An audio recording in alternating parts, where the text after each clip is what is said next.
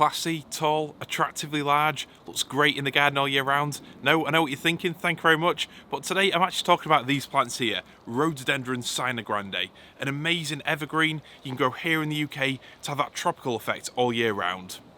Following the supply issues involving Colocasia pink china and the Scheffleras that I featured in videos earlier this year, I wanted to choose a plant that you could easily get hold of at your local garden centre that could bring that exotic vibe to your garden all year round. Unfortunately, Rhododendron Sinogrande isn't that plant, because as far as I can see, there's only a couple places that sell it, and I think only one of them's actually in stock at the minute, so sorry about that.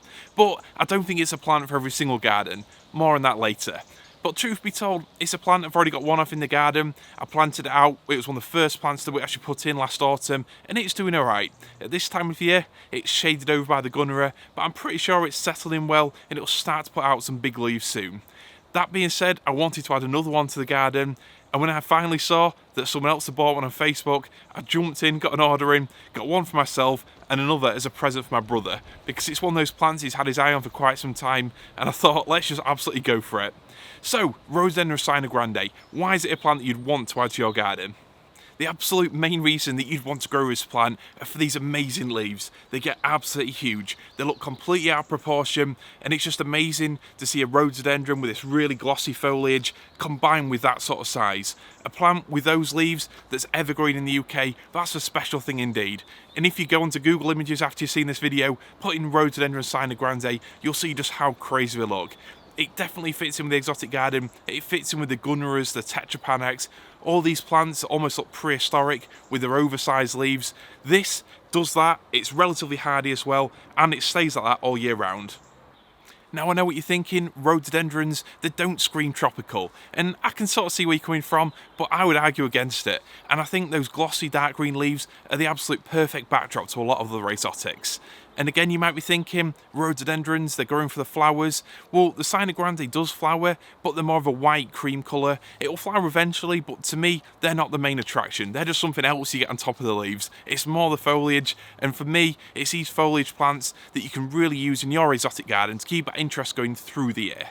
You can probably see here on this plant, just as these new leaves are starting to come through, they've got a really unusual look to them. And as those get bigger, they take on an almost pearlescent sort of metallic sheen. It really is a cool looking plant. And if that's not enough, these leaves as a plant matures can get up to 70 centimeters long, which is pretty crazy.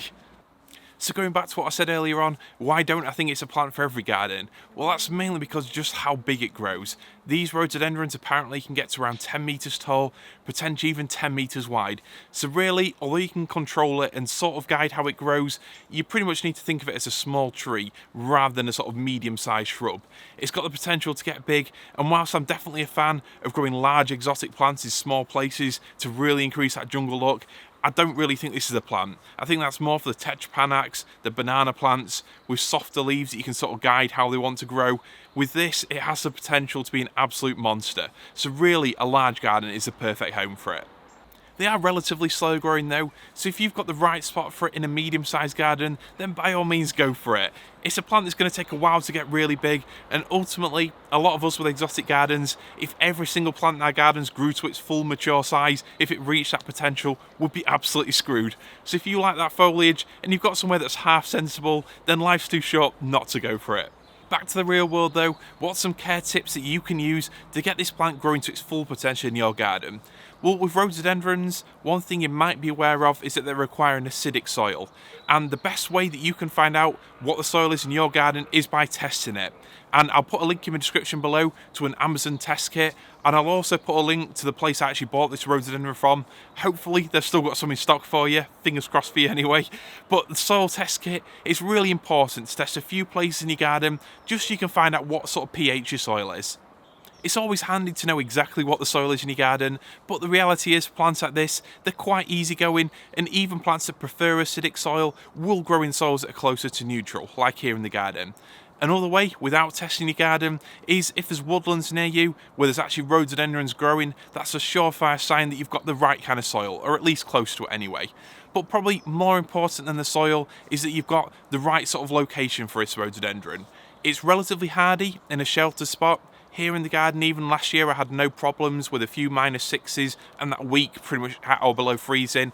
It survived that absolutely fine, but you need somewhere that's ideally quite sheltered, because any plant with big leaves, especially an evergreen one, it really needs somewhere sheltered to actually keep putting those leaves out and to look as good as it can do. So that's definitely important.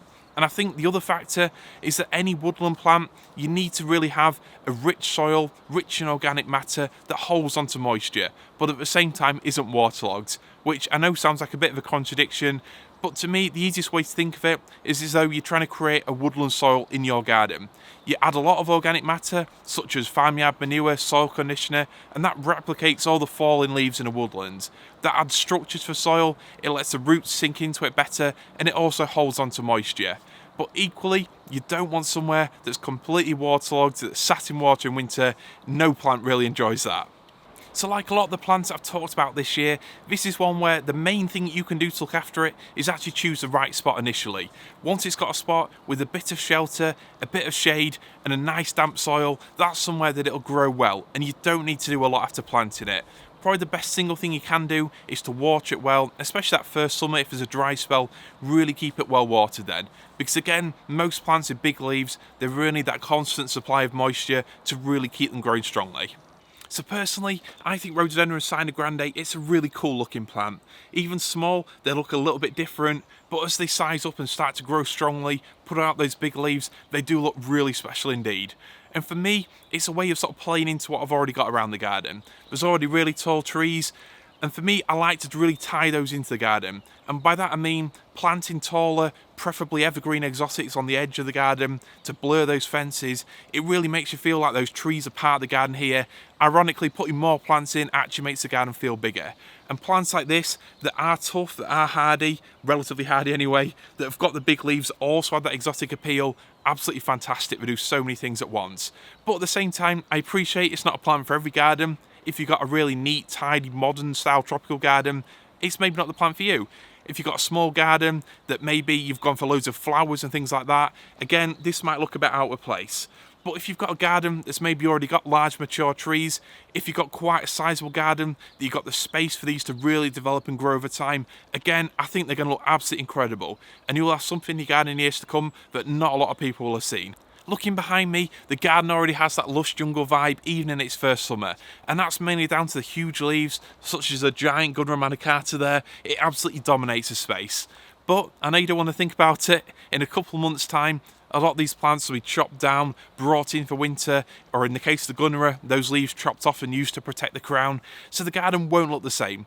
And it's impossible to have a garden that keeps its summer look all year round, but equally, I like to use these evergreens to really carry that exotic vibe through the seasons. And whilst we won't be out in the gardens as much during winter, it's still nice to have those views with that winter sun coming down and have these structural plants that really stick out all the way through winter. If this particular rhododendron doesn't grab you, or you maybe don't have the space for it, then there's a lot smaller varieties, other types with really interesting foliage.